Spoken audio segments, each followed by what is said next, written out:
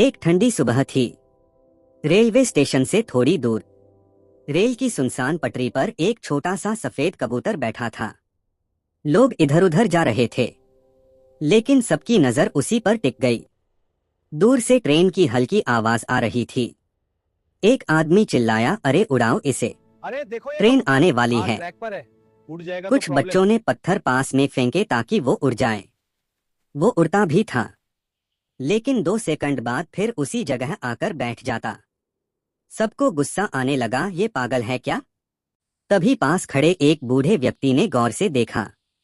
पटरी के किनारे घास में एक दूसरा कबूतर घायल पड़ा था। उसके पंख में चोट थी और वो हिल भी नहीं पा रहा था। सब समझ गए, वो सफेद कबूतर उसे अकेला छोड़कर नहीं जा रहा था।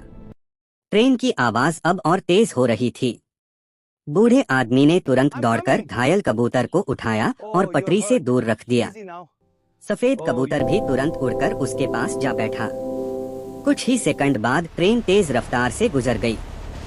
सब लोग चुप थे, किसी के पास शब्द नहीं थे। आज एक छोटे से कबूतर ने इंसानों को सिखा दिया था, सच्चा साथ मतलब मुश्किल में भी साथ ना छोड़ना। कभी कभी जानवर वो कर जाते हैं जो इंसान भी नहीं कर पाते।